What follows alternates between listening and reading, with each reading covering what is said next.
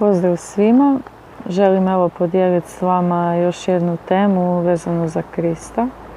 Prošla je bila Tko je Krist i nakon ove ići će još jedna kojom bi se zaokružila priča o Kristu.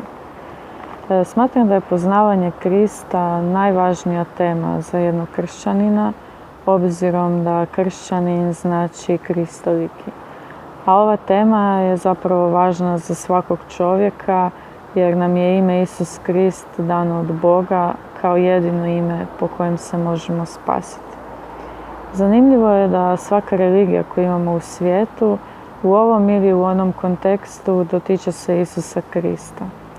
No, samo kršćani shvaćaju pravu i neusporedivu veličinu Isusa Krista, pa opet čak i ne svi kršćani. Zato je važno za svakog od nas da razumijemo koliko nam je Bog dao, što se to točno dogodilo na križu.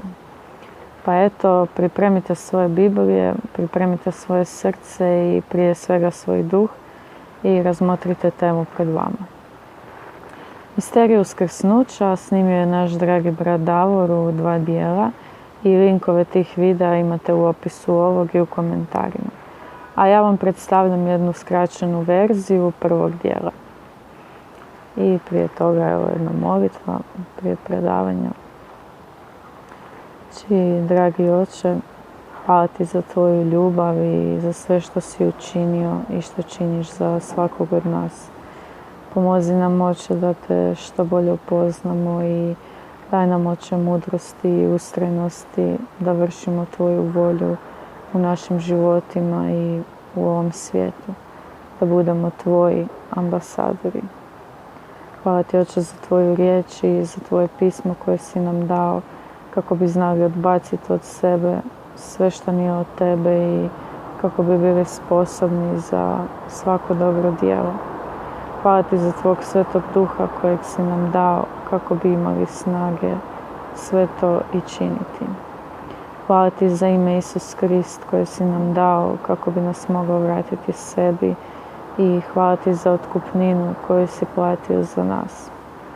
Pomozi sada svakom od nas da ispravno režemo riječ istine i da spoznamo istinu koja je od tebe i da ne nasjedamo na lukave neprijateljeve spletke i laži koje djeluju protiv nas. U ime Isusa Krista. Amen. Mi svi znamo u biti da je, znači to piše u knjigama povijesnim, znamo da ateisti znaju, hinduisti znaju, muslimani znaju, u školama se uči da je, znači, njega rimska vlast razapela na križu i to je, znači, povijesna činjenica koja se definitivno ne može opovrgnuti. I svi znamo da je, znači, on to napravio. Ali niko od nas ne zna cijelu sliku zašto je on to stvarno napravio. Ima jedna skrivena stvar. Znači, da bi znali cijelu sliku, moramo se vratiti u prošlost. Riječ kaže da Bog nije stvorio zemlju pustu i praznu, ali prvi stih kaže da je zemlja bila pusta i prazna. Je li tako? A Bog kaže, ja nisam stvorio pustu i praznu. Onda je nešto bilo u prvom stihu. Znate šta je bilo u prvom stihu? U prvom stihu je bila vječnost i u prvom stihu je Sotona pao. To je prvi stih. Lucifer je pao u prvom stihu i zemlja je bila u vječnosti. Otkriću vam jednu tajnu. Nije vam bilo jasno kad čitate Izaju ili Ezekijela gdje riječ kaže kako pade sa nebesa svjetlonošo i onda kaže ti si živio u Edenskom vrtu, bio si čudesno lijep, riješio te svaki dragulj, kamen i ti se onda zapitaš kako je Lucifer živio u Edenskom vrtu i onda je pao i ne razumiješ u biti nekakve stvari, ali on je prije živio na zemlji i zemlja je bila u vječnosti. Ako vas zanimaju takve stvari, 9 tema smo mi snimili, znači o drevnom svijetu. Stvar, kako je Lucifer pao? Lucifer znači svjetlonoša, to svi znate. Znači Lucifer znači svjetlonoša. On je bio kerubin, zadužen za nekakve stvari da služi Bogu, znači kadi Bogu, vodi slavljenje. Puno ima tumačenja za šta on bio zaslužen, ali on je bio kerubin. Znači on je bio anđeo. I u biti on je htio Božje prijestolje i dogodila mu se jedna stvar, a ta stvar da je Bog porazio Lucifera i da mu je uzeo svetost ili uzeo mu je svjetlost i on je postao mrak. Lucifer znači svjetlonoša, ali je promijenio ime u princa tame. I zato se tama nalazi na onom mjestu gdje kaže u postanku tama se prostirala nad bezdanom. Ova riječ tama znači smrt, mizerija i ostale stvari. I kad Bog kasnije počinje raditi nekakve stvari, Bog stavlja vrijeme, 4. dan. A što? Zato što je znao da će čovjek past. Pazite jednu stvar. Bog je u vječnosti. Lucifer kad je pao je u vječnosti. Kad čovjek padne u vječnosti, njemu nema spasa. Nema mu spasa. Zato je Bog donio vrijeme i stavio je vrijeme da u biti neke stvari se mogu desiti, jer ako čovjek umre u vječnosti, vječno je mrtav. Zato je Bog dodao vrijeme. Postanak 2, to je priča o padu, to smo prošli. Postanak 2, 15 do 17 kaže ovako. Jahve Bog uzme čovjeka, postavi ga u Edenski vrt, da ga obrađuje i čuva. Zašto je Adam trebao čuvat vrt? Iz razloga što je tama bila nad bezdanom. Jahve Bog zapovjedi čovjeku. Sa svakog stabla u vrtu slobodno jedi, ali sa stabla spoznaj dobra i zla da nisi jeo. U onaj dan u koji s njega okusiš, zacijelo ćeš umrijeti. Sad pazite cijelu priču u vezi ovog. Lucifer kad je pao je u vječnosti i postoji duhovno mrtav. Lucifer je duhovno mrtva osoba. Čak, pazite sad ovo, znači zlo u hebrejskom znači disfunkcionalno. Tama je ništa drugo nego nedostatak svjetla. To znamo. Kad nema svjetla, kad ugasimo svjetlo, stvori se tama.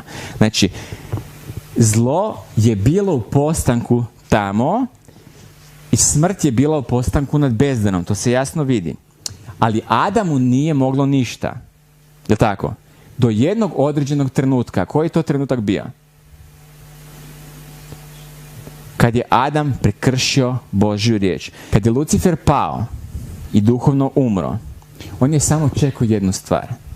A tu stvar je čekao kad je Bog stvorio čovjeka i rekao čovjeku, nemoj jest sa onog stabla. Ako ćeš jest, zasigurno ćeš umrijeti. Jedini cilj koji Lucifer imao je bio samo da čovjek prekrši tu riječ i da duhovno umre isto kao i Lucifer. Lucifer se itekako potrudio da Adam i Eva padnu. To znate. Znamo ko je Sotona, znamo ko je Bog. Je tako? Šta riječ kaže ko je Bog? Bog je duh. Je tako? Da. Boga niko nikad nije vidio. Tako? Zato što je Bog duh. Ni Sotonu niko nikad nije vidio. Zato što je to duh.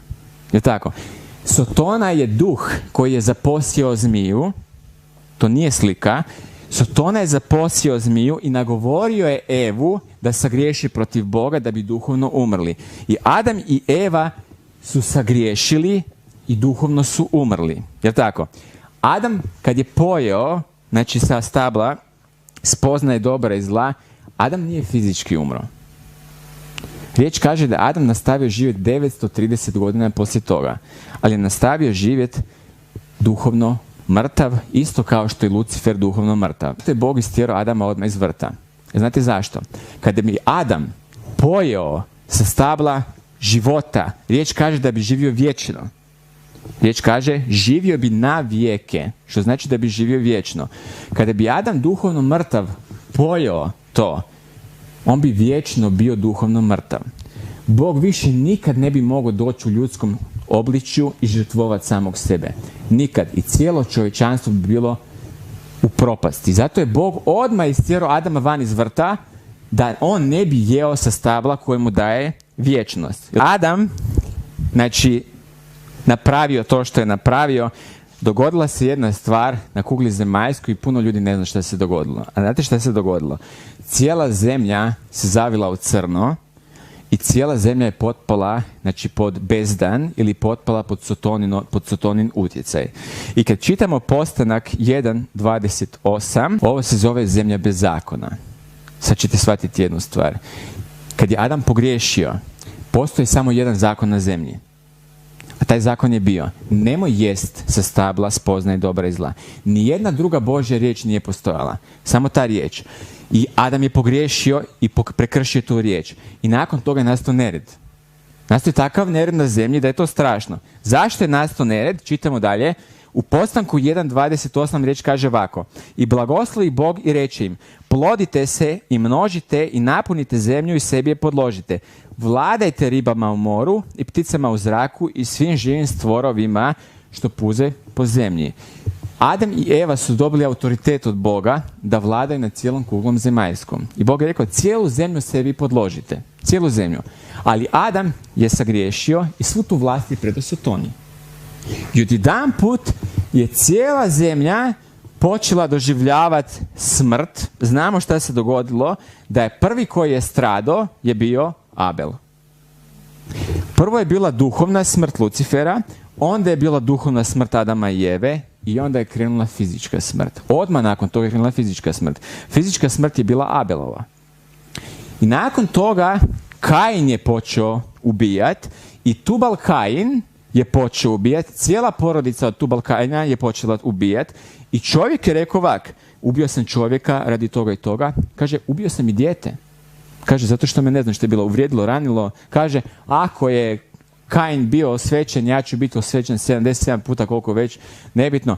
Odjedanput je smrt, znači, zavladala i u biti cijeli nered je nastao na zemlji. I kad čitamo Rimljanima 5:12 do 14 riječ kaže ovako: zbog toga što po jednom čovjeku uđe u svijet grijeh i po grijehu je ušla smrt. Kaže: i time što su svi sagriješili, na sve ljude je prešla smrt. Doista, do zakona bilo je grijeha u svijetu, ali se grijeh nije ubrajao kad nije bilo zakona. Ali je smrt od Adama do Mojsija doista kraljevala i nad onima koji ne sagriješiše prekršajem sličnim kao Adam, koji je pralik onoga koji ima doći. Pazite se do ovo. Do zakona. Mojsije je donio zakon. Kaže: do zakona je bilo grijeha u svijetu. Ali kaže grijeh se nije ubrajao. Znate zašto se grijeh nije ubrajao? Lakše ćemo biti ovako objasniti. Mi živimo u našoj lijepoj Republici Hrvatskoj i postoji gomila rupa u zakonu i zato što postoji rupa u zakonu, ti možeš raditi gluposti, zato što tebe zakon ne može kazniti. I tebi sudac ne može ništa zato što si ti našao rupu u zakonu. Jer tako? Jer nema nikakvog zakona praktički koji bi tebe osudio. To se desilo od Adamovog pada do Mojsija. Nije postojao nikakvog zakona i ti si mogao činiti grijeh zato što je postala samo jedna Božja riječ, a ta jedna Božja riječ je bila koja? Nemoj jesti stavla, spoznaje dobra i zla. Nije bilo zakona. Prva stvar zašto je došao zakon uopće na zemlju, došao je da zaštiti čovjeka. Da zaštiti čovjeka. Zato što riječ kaže šta? Smrt je od Adama do Mojsija kraljevala kako god je htjela. Kaže čak i onima koji nisu sagriješili prekršajem sličnim kao Adam. I Bog je donio zakon u ovaj svijet i rekao je ovak: smrt je kraljevala, pazite me sad jako dobro, smrt je kraljevala od Adama do Mojsija i radila je šta je htjela. Ali je Bog donio zakon i stavio je zakon. I sad kaže zakon: ako ćeš slušat mene, smrt ti neće moći ništa, ja ću te blagosloviti i živjet ćeš. Ali ako nećeš slušat mene, onda znaj da će smrt doći i da će te pokosit i da nećeš dugo živjeti. Jedino smo mi u Novom Savezu, ja ne znam vi to razumijete. Ovi ljudi koji su nespašeni, za njih vrijedi stari savez.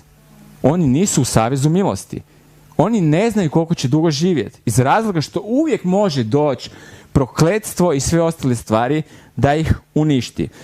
Kad čitamo Rimljanima 8:2, riječ kaže ovako: zakon duha života u Kristu Isusu oslobodio me zakona grijeha i smrti. Riječ jasno kaže da je ovo zakon grijeha i smrti. Zašto je to zakon grijeha i smrti? Zato što zakon kaže: ako ćeš ti pogriješiti, bit ćeš kažnjen. Ista stvar je sa našim zakonom. Mi kad prekršimo naš zakon, zakon nas ide kažnjavati, jel tako? I sudac nas ide kažnjavati. Ovdje je identična stvar. Riječ kaže: ti ako kršiš zakon, kaže, platit ćeš. Ok. Znači, zakon je čovjeku mogao produžiti život ili ga je mogao skratiti. Smrt više nije kraljevala kao što je kraljevala od Adama do Mojsija, ali je sad smrt imala snagu u zakonu. Jel tako? I kaže da Zakon kaže da ako čovjek sagriješi da zaslužuje smrt. Jer tako. I riječ kaže ovako, da je smrt bila poput stršljena i da je žalac smrti grijeh. Žalac je smrti grijeh. Znači, snaga je grijeha zakon. Što znači da vas više smrt nije mogla ubiti, samo tako, nego vas je čekala i čekala je da vi skupljate grijehe. I namjerno je Lucifer, znači Sotona, namjerno je tjerao čovjeka da griješi, a ni čovjek više nije mogao vršiti zakon. I čovjek je sve više krcu se u grijesima, dok nije došla jedna druga stvar, okreni slajd, gdje kaže da je plaća grijeha smrt. Plaća je grijeha smrt. Kaže da svi koji su počeli griješiti, da su zaslužili smrt. Jer je Bog u biti zatvorio sve u zakon. A naš problem je bio taj što smo mi bili nesposobni da uopće vršimo taj zakon. Psalam 49, 1-9 kaže ovako. Poslušajte ovo, svi narodi, čujte svi stanovnici zemlje, vi djeco puka. I vi odličnici, bogati i siromašni zajedno. Moja će usta zboriti mudrost i moje srce misli razumne. K poučnoj izreci priklonit ću uho, uz harfu ću izložiti svoju zagonetku. Šta da se bojim u danima nesreće, kad me opkoli zloba izdajica koji se u blago svoje uzdaju i silnim se hvale bogatstvom. Da nitko ne može otkupiti, nitko sebe ne može otkupiti, ne za sebe Bogu dati otkupninu. Životu je cijena previsoka i nikad je neće platiti. Tko želi živjeti do vijeka i ne vidjeti jamu grobnu. Znate zašto je ovdje podcrtano ovo crveno? Zato što to tu ne piše. Zato je podcrtano. Gledajte se jednu stvar. Nitko sebe ne može otkupiti, ni za sebe Bogu dati otkupninu. Je li tako? Ova riječ Bog nije Jahve. Ova riječ Elohim, hebrejska riječ. Riječ Elohim ide i za anđele, i za poglavarstva i sve ostale stvari. Postavit ću vam pitanje. Zašto bi Bog trebao sam otkupiti sebe od sebe? I znate šta je otkupnina? Znate šta je otkupnina?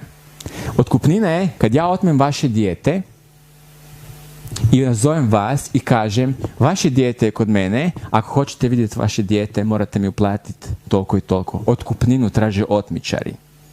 Ova riječ nije Bog. Ovo je Elohim i to stoji i za anđele i za poglavarstva i ostale sile. Bog je morao platiti otkupninu kome? Smrti. Kako se čovjek kroz Stari savez rješavao takve stvari?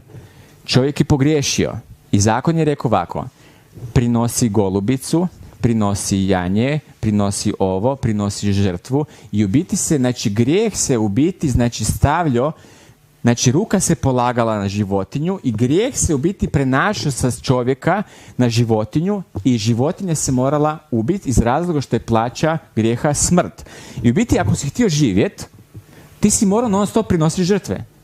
I praktički, znači ti ako si ljubio svoj život i želiš si produžiti život, ti si morao biti pobožan. I morao si izvršavati zakon da bi si produžio život. Ali ako ti to nisi radio, ti si sebi skratio život. I završio si gdje? U grobu. I završio. Stari ljudi su točno znali kamo idu. Kad čitate Stari savjet, svi ću vam oni reći ovako: ja idem svojim precima u Šeol. Ja idem u podzemlje. Oni su svi znali kamo idu. Svi do jednoga su znali kamo idu. I u biti ako si htio sebi produžiti život, morao si prinositi žrtve samo da ne završiš u grobu. A ako nisi mario za svoj život, riječ kaže da grešnik ima jako malo dana da živi i da će završiti u grobu ovako i onako. Pazite sad ovu scenu. Znači ovo je stih na kojim zazivači duhova rade neke svoje nauke. Znači ovo je jako opasan stih i sad kad čitamo shvatit ćete neke stvari. 1. Samuel 28, 8-15 kaže ovako: tada se Šaul preruši, obuče druge haljine i otpusti se sa 2 čovjeka i dođe noću k onoj ženi i reče: daj mi vraćaj pomoću duha i dozovi mi onoga koga ti ja kažem. A žena mu odgovori: da ti znaš šta je učinio Šaul i kako je istrebio iz zemlje zazivače duhova i vračare. Zašto postavljaš zamke mome životu da me pogubiš? A Šaul se zahle Jahvom govoreći, tako mi živoga Jahve, nećeš biti ništa kriva za ovo. Tada žena zapita, koga da ti dozovem? A on odgovori, dozovi mi Samuela. Kada žena ugleda Samuela, povika iza glasa i onda reče Šaul. Pazite ove stihove, jako dobro. Šaul je izgubio odnos sa Bogom i nije ga više čuo. I zato što Šaul više nije čuo Boga, otišao je ženi koja se bavi vraćanjem. I ta žena kaže da je pomoću jednog duha, šta kaže? Pomoću duha mi dozovi duhovno mrtvu osobu. I ta žena je počela vraćati i dozvala je, pazite ovu stvar, ovo je stih na koju svi zazivači duhova kažu, pa zar Biblija ne kaže da mi to možemo? Ovo je taj stih. Okreni dalje. Aha. Zašto si me prevario? Pa ti si Šaul. A kraju kaže, ne boj se, nego šta vidiš? A žena odgovori Šaulu, vidim nešto božansko što se diže iz zemlje. Šaul je upita, kakva je obličja? A on odgovori, izlazi starac, ognut plaštem. Tada Šaul spozna da je to Samuel, pa pade licem do zemlje i pokloni se. Samuel upita Šaula, zašto si pomutio moj mir, dozivajući me gore? Dozivajući me iz zemlje, ljudi moji. Oni su dozvali Samuela. Samuel je bio itekako pomazani prorok, posvećeni od majčine utrobe, jer ga majka posvetila svećeniku Eliju. I Samuel je bio posvećeno dijete, ili kako bi mi to zvali Nazirej, možda je čak bio i Nazirej. I čovjek je završio u zemlji u Šeolu kod smrti. Pazite šta on kaže. Zašto si pomutio moj mir, dozivajući me ovdje gore? Ova riječ mir ne postoji tamo, nego stoji kao nekakvo tresanje i ne znam šta. Uglavnom, Samuel je pitao, zašto si mi uopće dozvao ovdje gore? Zanimljiva stvar je ta da su svi ljudi moji, završili na ovom mjestu. Da li ti bio dobar ili loš, ti si završio na ovom mjestu. I smrt je imala pravo na tebe da te drži na ovom mjestu. Jer znate zašto je smrt imala pravo da drži ljude na ovom mjestu? Šta mislite zašto je smrt imala pravo? Mi smo dali pravo, ali gledajte jednu stvar. Sotona je pogriješio. Duhovno je umro i pao je u vječnosti, za njega više spasa nema. Onda je čovjek sagriješio i Sotona je rekao ovako, i čovjek je sagriješio. Ako sam ja sagriješio, meni nisi oprostio, onda ne možeš dobiti ni čovjeka. Jer tako? I svi ljudi su praktički morali završiti u Šeolu. Bog je imao plan kako da u biti izbavi čovjeka iz svih tih situacija. I Hošeja 13:14 kaže ovako, ja ću ih izbaviti od vlasti podzemlja, od smrti ću ih ja spasit. Gdje je tvoja kuga o smrti? Gdje je pomor tvoj? Podzemlje. Bog ima plan. Ali i Sotona ima plan. Pismo kaže, smrt je imala snagu u grijehu. Je tako? Ako je grijeh riješen, onda smrt više nema pravo tražiti nekakve stvari. Je tako? Gledajte sad ovako. Ako nekome oduzmeš snagu, on je bespomoćan. Ako je smrt kraljevala po grijehu, kako je onda rješenje da se sruši smrt? Smrt je anđeo. Smrt je duh smrti. To je anđeo koji je doslovno vladao nad duhovno mrtvim ljudima. Kako je Bog odlučio srušiti smrt ili srušiti anđela smrti? Kako? Da uzme grijeh. Jer pazite, riječ kaže u Hebrejima 10:1-9 kaže ovako. Riječ kaže ovako, jer krv bikova i jaraca nikako ne može odnijeti grijeh. Zato on, ulazeći u svijet, kaže, žrtva i prinos ne mile ti se, nego si mi tijelo pripravio. Paljenice i okajnice ne sviđaju ti se, tada rekoh, evo dolazim, u svitku knjige piše za mene. Vršiti Bože volju tvoju. Pošto gore reče, žrtve i prinosi, paljenice i okajnice koje se po zakonu prinose, ne mile ti se i ne sviđaju, veli zatim, evo dolazim vršiti volju tvoju, dokida prvo da bi uspostavio drugo. Da shvatite jednu stvar, zašto sam podcrtao tijelo pripravio i krv bikova i jaraca. Bikovi i jarci i sve ostale životinje nikad u početku nisu ni bile krive za ovaj kaos. Bio je čovjek kriv. Ako je bio kriv čovjek, ko je trebao platiti cijenu za sve to? Čovjek. Jedna stvar, Bog nije htio žrtvovati čovjeka. Shvatite to. Zato što Bog čovjeka voli. I onda je Bog odlučio postati čovjekom. Da bi žrtvovao samog sebe. Zašto je Bog odlučio sve grijehe, prijestupe, kazne uzeti na sebe? Znate zašto? Šta mislite zašto? Evo sad iz osobnog iskustva.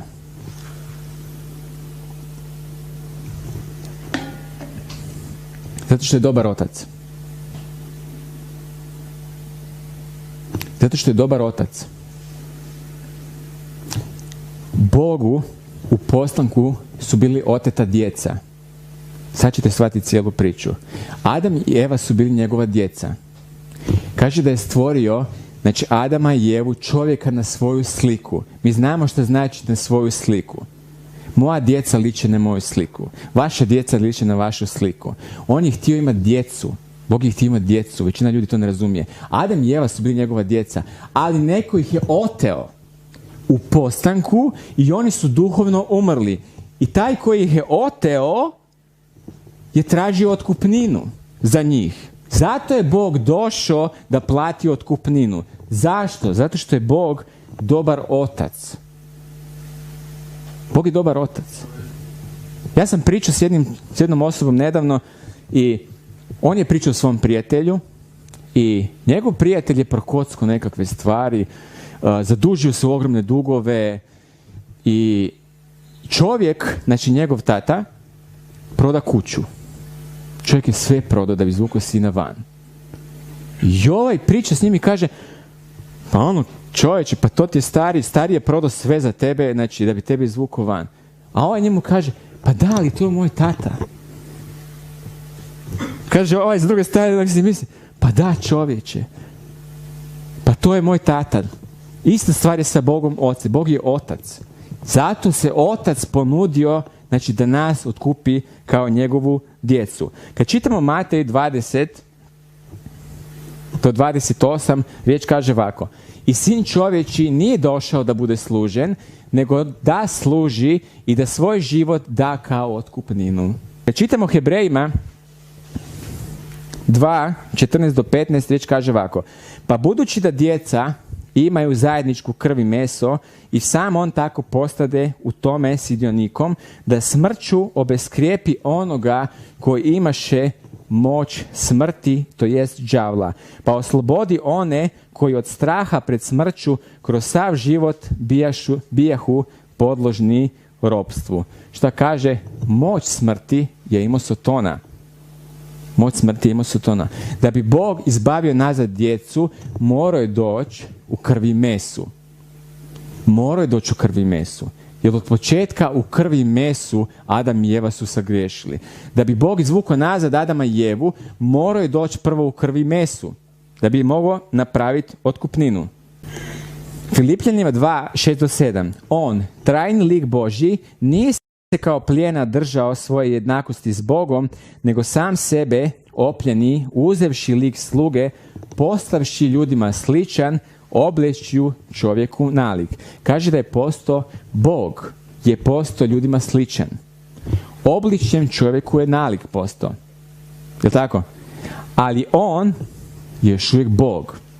Krist je bio 100% čovjek. Njegovo tijelo je bilo 100% čovječe tijelo. Tome nema rasprave. Njegov duh je bio 100% Bog. 100% Bog. Jedna stvar. Marija je bila majka njegovog tijela. Ali Marija nije bila majka njegovog duha. Nije bila majka njegovog duha.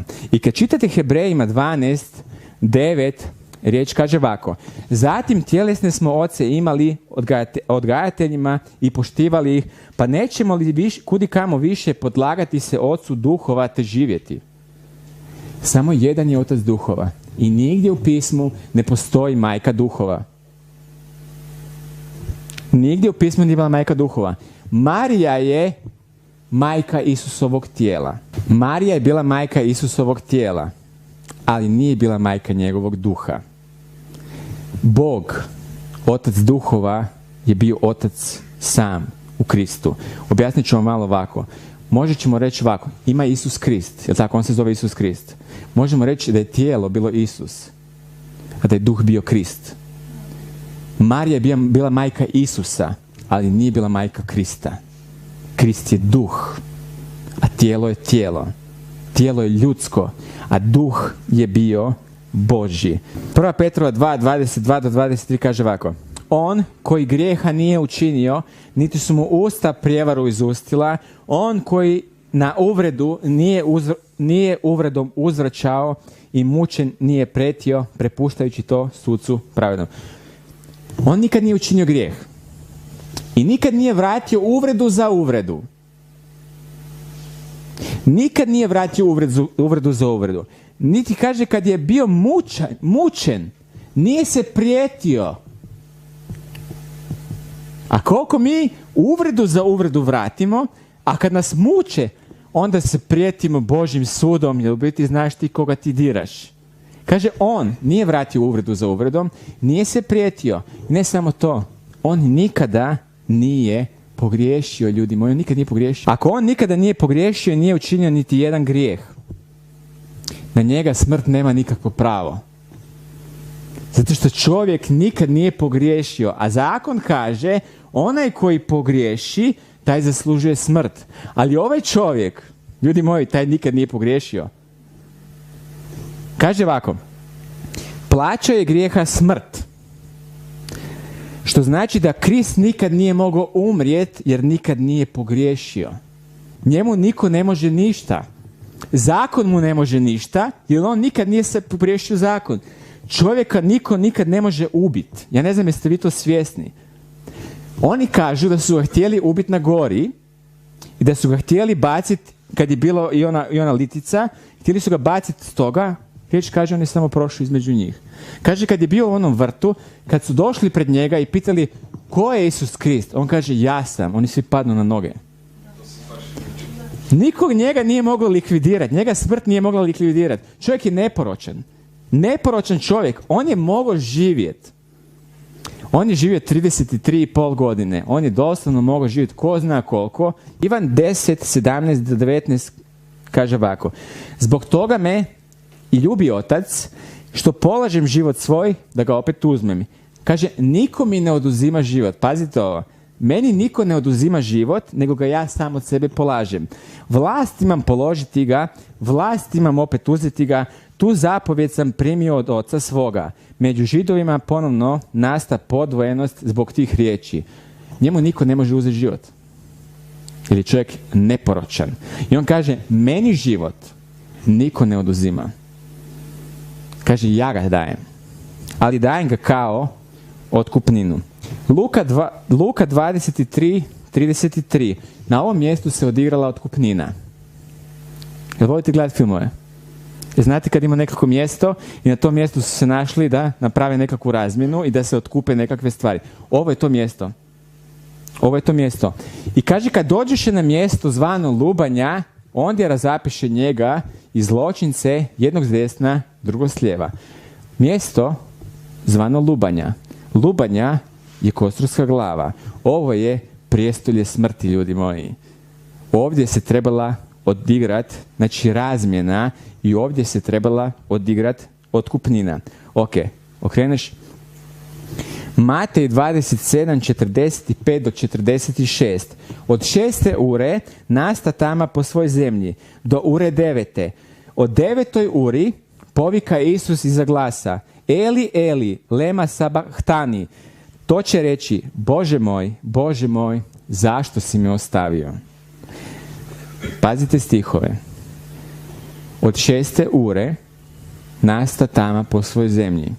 Dolazimo do otkupnine i trebala je nastati otkupnina na prijestolju smrti gdje se zove, znači mjesto se zove Lubanja. Kaže da je tama nastala po cijeloj zemlji, ne samo u Jeruzalemu, ljudi moji. Po svojoj zemlji. Tama je trajala 3 sata. 3 sata je kraljevstvo tame okupiralo cijeli svijet. 3 sata. I Krist stoji na križu. Znači ovako. Krist stoji na križu. I Krist daje jednu izjavu. Bože moj, Bože moj, zašto si me ostavio? Ovaj stih ste čuli toliko puta. Zašto sam naglasio da mi nismo pozvani da budemo štreberi, nego da smo pozvani da budemo učenici, a ne štreberi. Mi smo svi ovo jako lijepo naštrebali. Prije nekoliko tjedana ovaj stih smo mi pričali ovdje.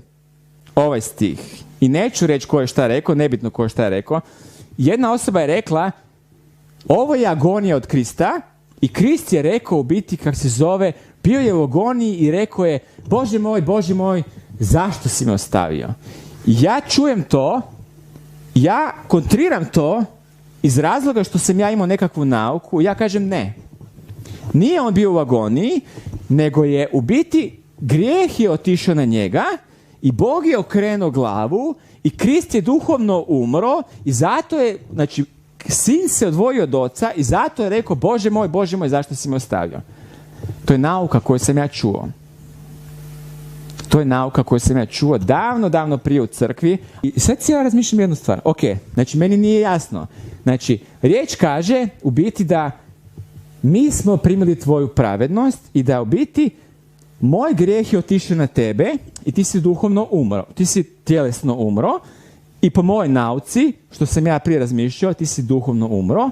Ok, ti si završio dolje u podzemlju. Znači, ok, meni je to jasno, ti si završio dolje u podzemlju. I sad si ja razmišljam ovako. Ako sam ja postao pravedan radi tebe, a ti si postao grešnik radi mene, kojim pravom si ti izašao odozdola? Jer pazite jednu stvar. Ako je Krist uzeo naše grijehe, on je postao grešnik. Ako je on postao grešnik, on nema pravo izaći van iz podzemlja. On nema pravo izaći van. Na koju foru si ti izašao van iz podzemlja? Ja shvatim da meni nešto ne štima. Znate šta je ovo? Bože moj, zašto si me ostavio? To je proročka pjesma Košuta u zoru. Psalam 22, 1, 16 do 18. Zborovođi po napjevu Košuta u zoru. Psalam Davidov. Bože moj, zašto si me ostavio? Opkolio me čopor pasa, rulja me zločinačka okružila, probodoše mi ruke i noge, sve kosti prebrojiti mogu, a oni me gledaju i zure na mene, haljine moje dijele među sobom i kocku bacaju za odjeću moju. Ja gledam psalam i gledam tamo i ja se pitam kako je to moguće. Njega Bog nije ostavio, nego je on Židovima rekao, ja sam Mesija i ovo je, znači, ono što vi radite meni. Ali Židovi gledaju njega i ne razumiju uopće da oni probadaju Mesiju. Ljudi moji, ovo je proročka pjesma. Ovo je proročka pjesma. Ovako. Znači, Luka 23, 44 do 46. Bijaše već oko 6. ure kad nasta tama po svoj zemlji, sve do ure 9. Jer sunce pomrča, a hramska se zavjesa razdje po sredini i povika Isus iza glasa. Oče, u ruke tvoje predajem duh svoj. To rekavši izdahnu. Ako je on duhovno umro, onda nije predao svoj duh Bogu, nego je predao svoj duh smrti. Ljudi moji, on nije duhovno umro. Zašto sam je nazvao temu misteriju uskrsnuća, sad ćete shvatiti. Matej 27, 47 do 54, kaže ovako. A neki od nazočnih, čuvši to, govorahu, ovaj zove Iliju, i odmah pritrča jedan od njih, uze spužvu, natupi je octom, natakne je na trsku i pruži mu piti. A ostali rekoše, pusti da vidimo hoće li doći Ilija da ga spasi. A Isus opet povika iza glasa i ispusti duh. I gle, zavjesa se hramska razdije od ozgor na dolje, nadvoje, zemlja se potrese, pećine se raspukoše, grobovi otvoriše i tjelesa mnogih svetih preminulih uskrsnuše, te iziđoše iz grobova nakon njegova uskrsnuća. Uđoše u sveti grad i pokazaše se mnogima. A satnik i oni koji su s njime čuvali Isusa vidješe potres i šta se zbiva, silno se prestrašiše i rekoše: uistinu, sin Božji bijaše ovaj. Ovo je misterija. Sad ćete shvatiti šta je misterija. Krist je bio na križu. I odvila se jedna vrlo, vrlo zanimljiva stvar. Kaže da je ispustio duh. I kad je ispustio duh van, zemlja se potresla. Je li tako? Kaže da se zavjesa raspuknula odozgore. Kaže da se zemlja potresla. Kaže da je takav potres nastao da su svi stali gledati šta se događa. Jer znate šta se dogodilo? Znate šta se dogodilo? Okreni slajd da vidim tamo šta je dalje. Kako je Isus napravio otkupninu?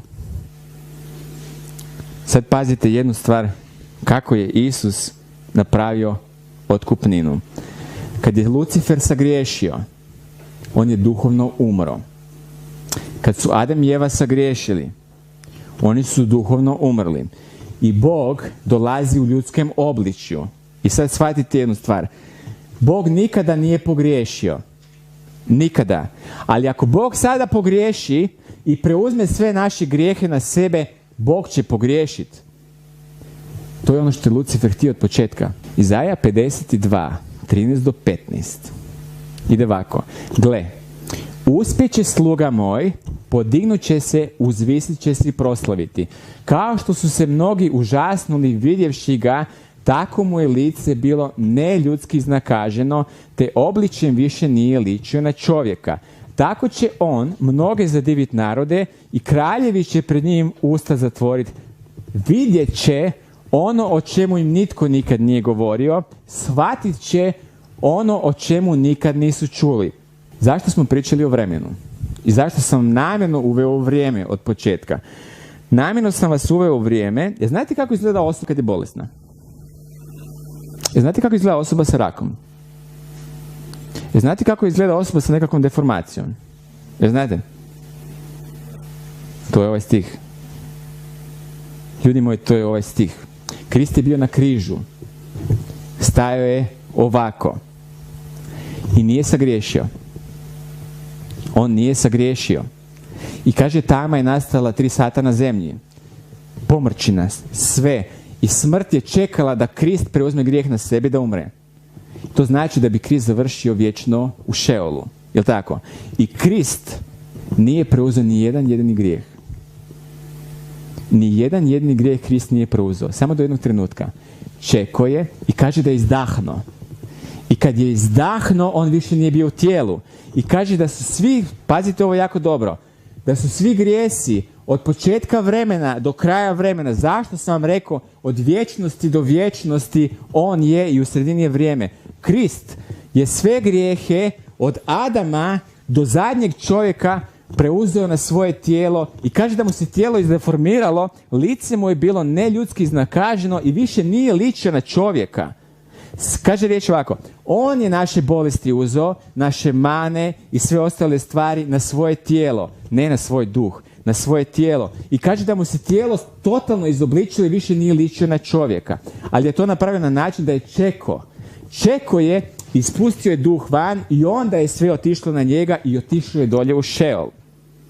Tako je Krist izveo otkupninu. Jer pazite jednu stvar, da je Krist uzeo grijehe na sebe, a da je duh bio unutra, Krist bi bio kriv. Ali Krist nije to čekao, nego je ispustio duh van i sve grijehe uzeo na svoje tijelo, njega više nije bilo u tijelu. Ljudi moji, on je došao žrtvovati svoje tijelo, ne svoj duh. Je tako? Čitamo dalje. 1. Petrova 3, 18 do 20 kaže ovako. Doista i Krist jednom za grijehe je umro, pravedan za nepravedne da vas privede k Bogu. Ubijen doduše u tijelu. Pazite ove stihove jako dobro. ubijen doduše u tijelu, i onda kaže ovako, ali oživljen u duhu, u njemu otiđe i propovijeda duhovima u tamnici, koji bijahu nekoć nepokorni, kad ih je ono Božja strpljivost iščekivaše u vrijeme Noino, dok se gradila korablja u kojoj nekolicina, to jest 8 duša, bi spašena vodom. Zašto je ovo podcrtano? Zato što je krivi prijevod. Ovo je krivi prijevod. Kaže riječ ovako, Krist ubijen je doduše u tijelu. I onda naš prijevod kaže, ali je oživljen u duhu. I onda sam ja gledao taj stih i kažem, pa meni nije jasno. I onda ja pogledam korijen. A korijen oživljen, kad se prenese iz grčkog u hebrejski, oni koji proučavaju hebrejski te neke stvari, reći ću vam broj. Broj je H24221 i prvi put je to postanak 5.3, ne moraš, to nemaš tu. Postanak 5.3. I prvi put riječ ide ovako. Adam je živio 130 godina i nakon toga je dobio sina i živio je još 930 godina. To je ta riječ. Živio. To je ta riječ. Živio. Ali oni su krivo preveli. Riječ kaže da je on ubijen u tijelu, ali je nastavio živjeti u duhu i kaže u tom duhu je sišao dolje propovijedat duhovima u tamnici, onima prije Noe. To je razlog zašto Kristu niko ništa nije mogao, jer Krist nije bio duhovno mrtav. Krist nije bio duhovno mrtav. Okreneš dalje. Hebrejima 2.9. Ali njega za malo manjeg od anđela Isusa vidimo zbog pretrpljene smrti, slavom i časti ovjenčana da milošću Božjom bude svakome na korist, zato što je on smrt okusio. Jer znate kako je on smrt okusio? On je okusio smrt u tijelu, ne u duhu. Krist duhovno nije umro. Zašto sam vam rekao da prosuđujete duhom? Samo duhom možete shvatiti ovo i samo duhom može vam to biti jasno. Krist je okusio smrt u tijelu, ne u duhu. Slušajte ovo jako dobro. Prvi Adam je ubijen u duhu, ali je nastavio živjeti u tijelu 930 godina. Drugi Adam se zove Krist, je ubijen u tijelu, ali je nastavio, ubijen je u tijelu sa svoje 33,5 godine, ali je nastavio živjeti u duhu vječno. I to riječ jasno kaže da on živi u vijeke vjekova. Po prvom Adamu smrt, po posljednjem Adamu život. Kad čitamo 1. Timoteja 6.15, ovo je prvi stih koji sam vam stavio na početak i to sam vam odmah naglasio, ali ste ga zaboravili. Njega će u svoje vrijeme pokazati on, blaženi i jedini vladar, kralj kraljeva, gospodar gospodara, koji jedini ima besmrtnost. Koji jedini ima besmrtnost. Prebiva u svjetlu nedostupnu i kojeg nitko od ljudi nikad nije vidio, niti ga vidjeti može, njemu čast i slava vjekovječna. Ako je Bog besmrtan, to znači da je on besmrtan, znači bez smrti. Kako možeš ubiti nekog ko je besmrtan? Kako?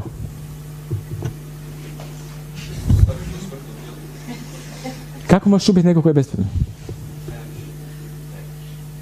Mi smo svi gledali filmove, jel tako?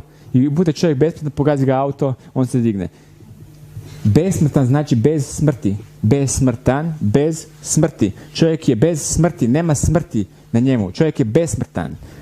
Znači, čitamo dalje. Ivan 11:21-26. Marta reče Isusu, ovo su događaji kad je duh smrti ili anđeo smrti došao po Lazara i ubio Lazara. I Isus dolazi i kaže ovako, to jest Marta reče Isusu, Gospodine, da si bio ovdje, brat moj ne bi umro, ali sada znam, što god zatražiš od Boga, daće ti. Kazao je Isus, uskrsnut će brat svoj. A Marta mu odgovori, ma znam da će uskrsnuću u posljednji dan. Reče je Isus, ja sam uskrsnuće i život. Tko u mene vjeruje, ako i umre, živjet će. I tko god živi i vjeruje mene, neće umrijeti nikada. Vjeruješ li u ovo? Pitanje, kako možeš ubiti uskrsnuće, ljudi moji? Vrati nas za stih. On kaže za sebi, ja sam uskrsnuće. Kako možeš ubiti uskrsnuće? Kako možeš ubiti besmrtnu osobu? Ne možeš ubiti besmrtnu osobu. Otkrivenje 1:11 do 18 kaže ovako. Govoraše, šta vidiš, napiši u knjigu i pošalji 7 crkvama u Efez, Smirnu, Pergam, Tijatar, Sard, Filadelfiju, Laodiceju. Okrenuh se da vidim glas koji govoraše sa mnom i okrenuvši se vidim 7 zlatnih svječnjaka, a posred 7 svječnjaka netko kao sin čovječji, odjeven u dugu haljinu, oko prsiju opasan zlatnim pojasom, glava mu i vlasi bijele poput vune, poput snijega, a oči mu kao plamen ognjeni, noge mu nalik mjedi uglađenoj, kao u peći užarenoj, a glas mu kao šum voda mnogih. Jesi prebacili? Jesi još uvijek tu? Aha. U desnici mu 7 zvijezda. Netko kao sin čovječi, odjeven u dugu haljinu, glava mu i vlasi bijele poput snijega, poput vune, oči su mu kao plamen. On živi vječno. Iz usta mu izlazi mač dvosjekli oštar, a lice mu kao kad sunce sjaji u svojoj snazi. Kad ja vidjeh, padoh mu pred nogama kao mrtav, a on stavi na meni desnicu govoreći, ne boj se, ja sam prvi i posljednji i živi. Mrtav sam bio, ali živim u vijeke vjekova, te imam ključeve smrti i podzemlja. On je umro u tijelu, ali nastavio živjeti u vijeke vjekova, u vječnosti, i to riječ jasno kaže. I on je došao, ljudi moji, da uzme ključeve smrti. Mi svi smo trebali završiti u podzemlju zatvoreni. Zašto ja kažem u biti da je ovo misterija i zašto ja kažem da ljudi ne razumiju zašto je Krist došao uzeti grijehe? Jer da Krist nije uzeo naše grijehe, mi bi završili dolje sa smrti i nikad ne bi mogli izaći van. Ali Krist je došao da plati otkupninu i da bi nas izvukao iz podzemlja, da mi ne bi trebali ostati dolje. Kad mi propovijedamo ljudima, očisti se od grijeha. Zašto ja ne podržavam neke svećenike, zašto ne podržavam ispovjedanje svećenicima i takve stvari? Prijatelji moj, ti ne stigneš se ispovjedati svojim svećenicima. Bježi pred Boga, priznaj svoj grijeh, jer ti ne znaš u biti hoće tebe smrt likvidirati i ti nemaš vremena čekati 7 dana, da nakon 7 dana odeš na misu i da kažeš svećeniku, sagriješio sam to i to. Ti nemaš 7 dana. Ti imaš, kad sagriješiš, odmah da kažeš Bogu da te Bog očisti od grijeha, jer ako nas Bog neće očistiti od grijeha, mi završimo u zemlji i nikad nećemo izaći van iz te zemlje. Znači, ovo mi je kraj, ali jednu stvar, znači da znate, svako od nas ima u sebi duha uskrsnuća. Njegov duh, kaže pjesma, živi u meni. Pjesma kaže, on je pobjedio smrt. Riječ kaže, ja sam uskrsnuće i život. Onaj koji vjeruje mene živjet će vječno i neće umrijeti nikada. Ljudi moji, mi nećemo nikad umrijeti. Jedan čovjek je rekao, kaže, ja kad umrem, to je prvi dan, to je rođendan, kaže, moje vječnosti. Ja imam, kaže, tada rođendan svoje vječnosti, ja ulazim u vječnost. Zahvalni zato što je otišao na križ, dao otkupninu smrti, da ne moramo biti sa smrti, platio otkupninu i cijenu da bi mi danas bili ovdje i sa Bogom. To je to.